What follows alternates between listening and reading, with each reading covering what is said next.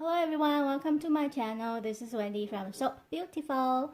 Today the soap I'm making, I don't have the name for it yet. I will just call it pink citrus soap for now, just because of the scent I'm gonna add. And also I'm adding the whole bottle of the lemon essential oil.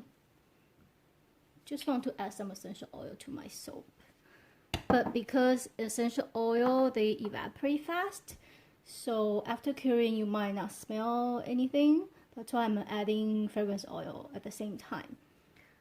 The colors, I will be using the orange, red, and white, and pink.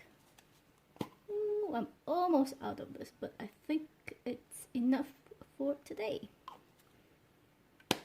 On the top, I have some embeds for it, but if we're gonna add embeds, I'm gonna add it tomorrow because I'm gonna put some piping and then add embeds on top.